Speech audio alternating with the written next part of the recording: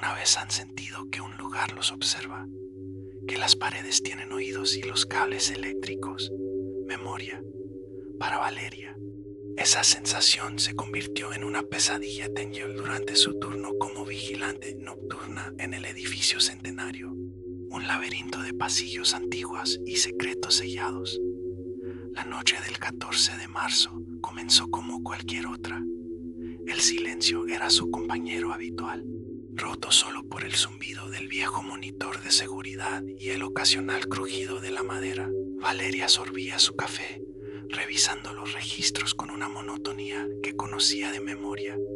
Eran casi las 2 de la mañana cuando el intercomunicador, un panel lleno de botones amarillentos, emitió un zumbido agudo. La luz parpadeante indicaba una llamada del departamento 13. Extraño. El 13 estaba clausurado por remodelación desde hacía meses. No había nadie allí. El registro confirmaba. Lo obvio, sin luz, sin línea telefónica, sin residentes. Quizás un cortocircuito. Con un suspiro, Valeria presionó el botón de respuesta. Diga. Conserjería. Una estática densa, como el sonido de la lluvia sobre una lámina de metal, llenó la pequeña caseta. Y luego, una voz que no era ni masculina ni femenina, sino una mezcla susurrante y profunda, como si hablara a través de un tubo largo y oscuro. Valeria Inés Rojas, deja la llave en la puerta. El corazón de Valeria dio un vuelco. Nadie usaba su nombre completo, absolutamente nadie. Y la frase, deja la llave en la puerta, era un código, una broma privada entre ella y su hermana menor. Algo que se decían de niñas cuando jugaban a las escondidas. Un escalofrío helado le recorrió la espalda. Colgó de inmediato, con los dedos temblorosos. Miró la cámara que apuntaba al pasillo del tercer piso. Vacío, silencioso. La puerta del 13, sellada con cinta amarilla de obra. No es nada, se dijo. Una interferencia, una radio cruzada. Pero la precisión de las palabras, de su nombre completo, era una espina que no podía sacarse. Apenas 5 minutos después, el panel del intercomunicador se volvió loco. Como un árbol de Navidad macabro, las luces de los apartamentos 7,9, 11 y 15 comenzaron a parpadear en una secuencia caótica. Todos esos departamentos estaban desocupados. Los dueños vivían en el extranjero. Valeria contestó la llamada del 7, con el pulso martillando en sus sienes. Señorita Rojas, soy el señor Pimentel, dijo una voz que intentaba sonar como el anciano del departamento 5, pero era una imitación grotesca. Tenía un eco metálico, hueco, como si la voz rebotara en las paredes de un conducto de ventilación antes de llegar a ella. Hay un ruido muy fuerte en las tuberías. Colgó y contestó la del 9. Valeria, soy la señora Carmen, dijo otra voz, una imitación igualmente fallida de la vecina del segundo piso. Podría revisar el gas.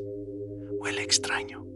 Una tras otra, las llamadas entraban. Cada voz era un intento burdo de imitar a los pocos vecinos que aún vivían allí, pero todas compartían el mismo timbre antinatural, el mismo eco metálico y resonante. Era como si una sola entidad estuviera jugando con ella, usando las voces de los demás como máscaras de sonido. El miedo dio paso a una extraña determinación. Valeria no iba a quedarse de brazos cruzados. Tomó su linterna y el manojo de llaves maestras. Tenía que ver con sus propios ojos. Subió por la escalera de servicio, cuyos escalones de concreto parecían absorber el sonido de sus pasos. Piso por piso, todo estaba en orden. Pasillos limpios, puertas cerradas y selladas. Las cámaras de seguridad parpadeaban con su luz roja intermitente, testigos silenciosos de la nada. No había ruidos, no había olores, nada. El edificio estaba muerto. Cuando regresó a la caseta, sintiéndose un poco tonta pero aún inquieta, encontró algo que heló la sangre en sus venas. Sobre su escritorio, perfectamente apilados, había una docena de avisos de mantenimiento impresos en papel membretado del edificio. Recordatorio de fumigación, corte de agua programado, eran rutinarios, salvo por un detalle. Ella no los había redactado, no los había impreso, y al final de cada uno, en una caligrafía digital idéntica a la suya, estaba su firma, Valeria I. Rojas. El intercomunicador sonó de nuevo. Esta vez, la luz parpadeante era la del buzón principal en el lobby. Contestó con la boca seca. La misma voz de antes, la voz del conducto, comenzó a hablar, pero ya no imitaba a nadie. Ahora recitaba información. Extracto bancario con saldo deudor. Notificación de desalojo para tu madre. Carta de un antiguo amor, nunca enviada. Eran detalles íntimos, secretos dolorosos que solo podían estar en los sobres que ella misma había recogido del buzón y guardado en su bolso, aún sin abrir.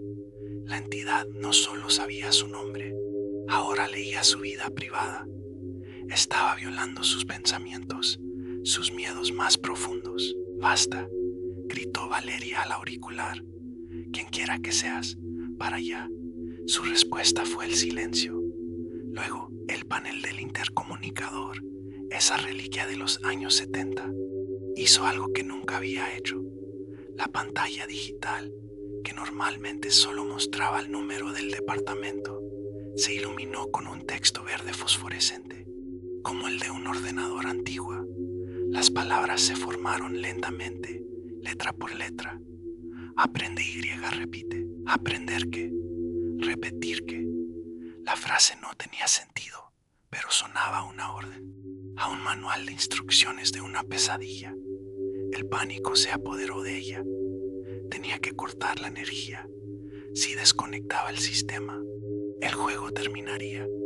Corrió hacia el cuarto de fusibles en el sótano, pero justo cuando su mano alcanzó el interruptor principal, el panel del intercomunicador en la caseta emitió un pitido agudo y entró en lo que parecía ser un modo de prueba de diagnóstico. La pantalla verde parpadeó y desplegó un nuevo mensaje, un eslogan que ninguna marca comercial usaría jamás, pero que se sentía terriblemente apropiado, conectando vidas, una voz a la vez. Fue entonces cuando llegó la última llamada. La luz del botón del departamento 13 volvió a encenderse, fija y brillante. Valeria, paralizada, observó cómo su mano, casi por voluntad propia, se movía para contestar. Silencio. Y luego, la voz. Era su propia voz, no una imitación, no un eco metálico. Era ella misma, con su mismo tono, su misma respiración nerviosa. Cada matiz, cada inflexión, era un reflejo perfecto. Valeria, por favor, soy yo. Abre la puerta. Solo un segundo. Necesito entrar. El terror más puro y absoluto la inundó. La idea de esa cosa, usando su propia voz, suplicando desde el otro lado, era más de lo que podía soportar. Sabía, con una certeza que le helaba los huesos, que si abría esa puerta, cualquier puerta, estaría perdida. Con un movimiento brusco, arrancó el auricular del intercomunicador de su base. Lo dejó colgando del cable en espiral, oscilando como un péndulo. No iba a jugar más, no iba a responder. Se sentó en su silla, abrazándose a sí misma, y escuchó.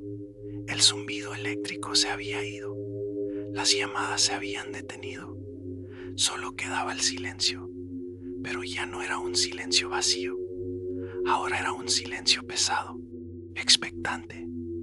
Podía sentir el edificio respirar a su alrededor, un organismo antiguo y consciente que lo observaba desde la oscuridad. Y en medio de ese silencio absoluto, un sonido claro y nítido resonó a través del auricular colgante. Un timbre, un único y aislado timbre, proveniente del departamento 13, un departamento sin electricidad, sin teléfono, sin conexión alguna.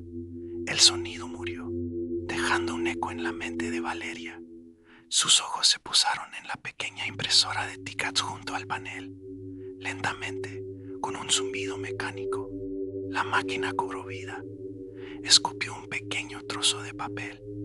Valeria lo tomó con dedos que no sentía. Solo había una línea de texto impresa, la hora exacta en que acababa de contestar la última llamada. Pero con la fecha de mañana, el turno de Valeria aún no había terminado. De hecho, parecía que apenas estaba comenzando. Y el edificio, paciente, esperaba que aprendiera la lección y la repitiera. Gracias por acompañarme en esta historia. Si te gustan este tipo de relatos, no olvides darle like al video y suscribirte al canal para no perderte ni un solo misterio. Nos vemos en la próxima oscuridad.